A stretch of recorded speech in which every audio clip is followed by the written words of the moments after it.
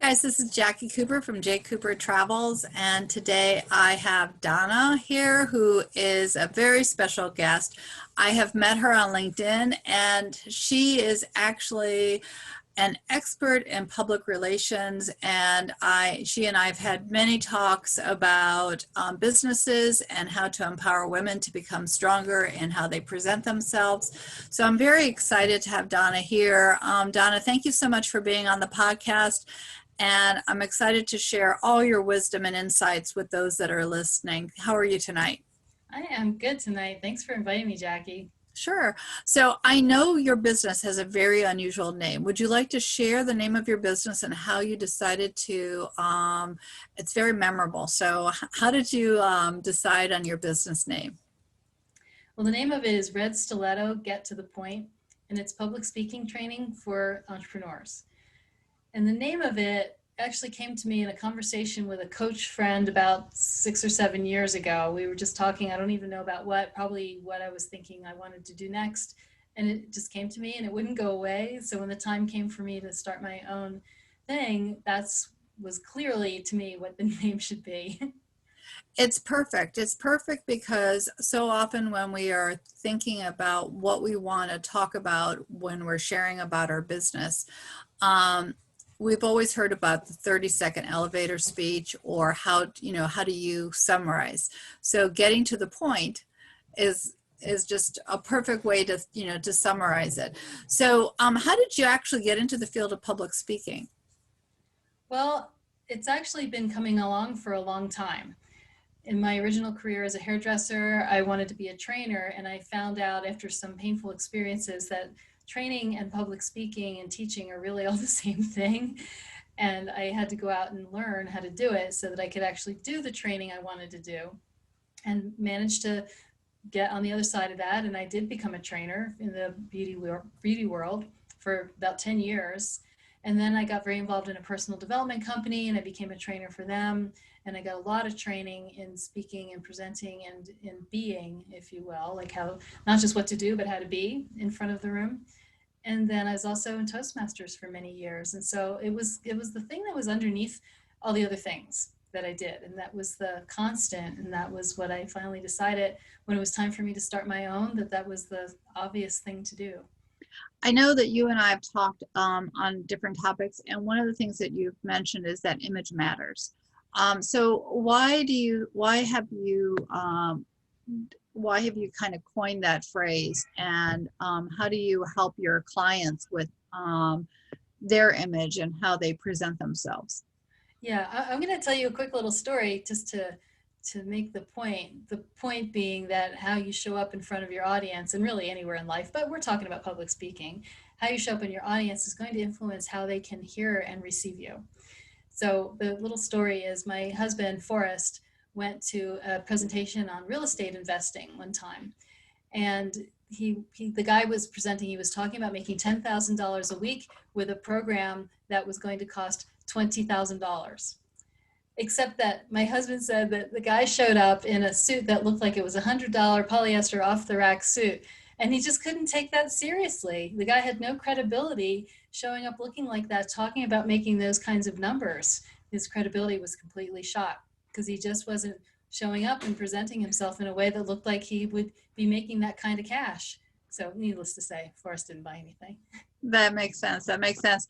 So something else that you have talked about and we've talked about too is that when you are sharing information about your business, a lot of times your confidence shows about how you feel about yourself and how you feel about your business. And you've often coined the phrase too that public speaking is an inside job. So why don't you share more with our listeners as to what that means? Because sometimes we don't always think about what's going on, inside of our heads and how we feel. Exactly. Well, I say public speaking is an inside job because how we are with ourselves shows up when we get in front of others. And it has to do with our beliefs about ourselves, our self-image, and our self-talk.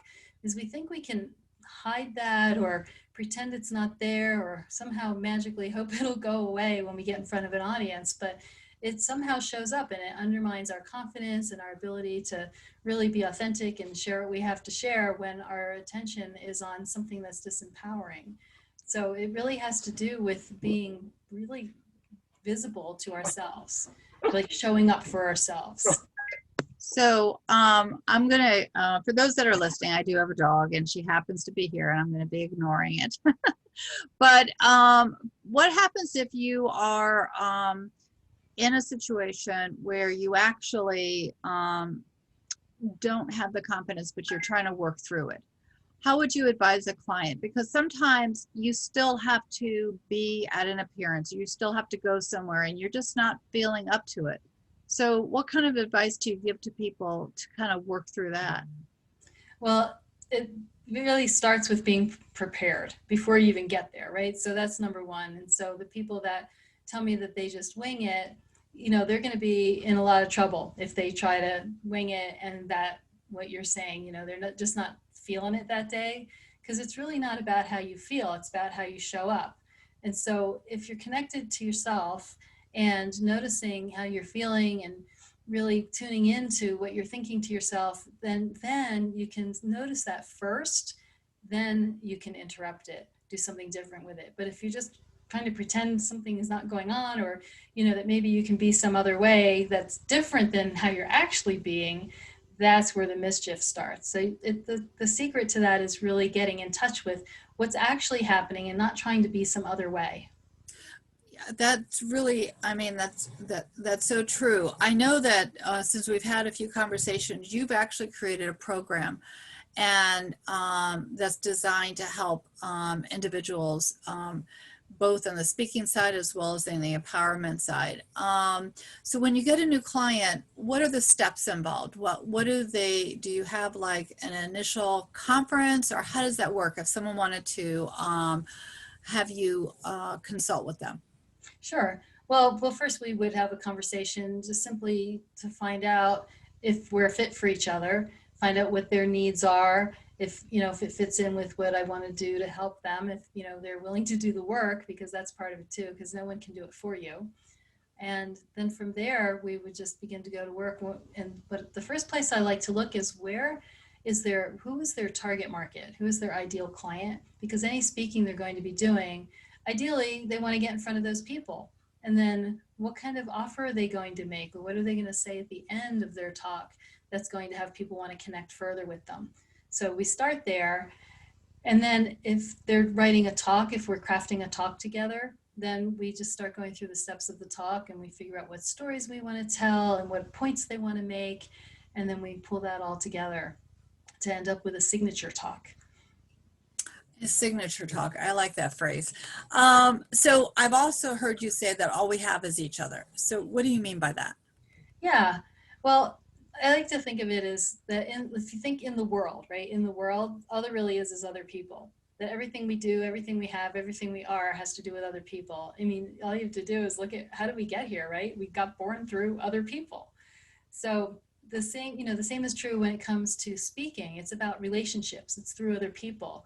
It's through the relationships that people have or the new ones that they create that they get invited to speak or get invited back to speak.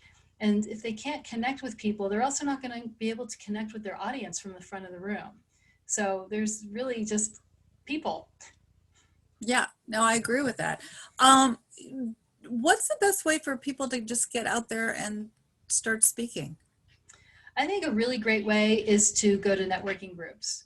Many of them will let you, or not only let you, but be looking for speakers. Some of them will have it where they'll only have members presenting and speaking, and that's okay.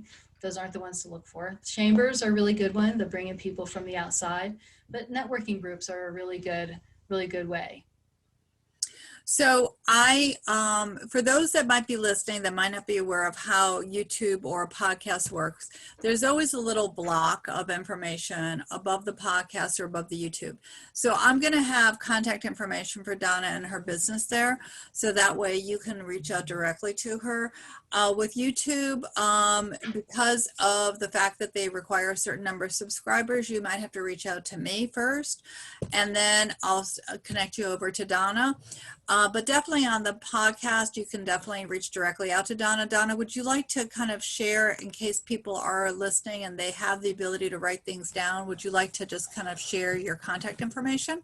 Sure. The simplest way is my website because my phone number is on there and my email's on there. And, people can get some free speaking tips on there as well. And it's donnariccardo.com, DONNARICCARDO.com. Yep. And in case you're driving or don't have a pen with you, or, aren't able to remember this because of other things that you might be doing, this will definitely be in the podcast little box that's above the podcast, and there'll be contact information on YouTube as well. Now, Donna and I are going to be talking in another episode about travel, so definitely connect back. That way you can learn all about the fabulous places that she has traveled and her bucket list. And Donna, thank you so much for being on the first episode of our podcast. And I look forward to hearing more about you and your clients and all their wonderful adventures. Thank you so much. Thanks, Jackie.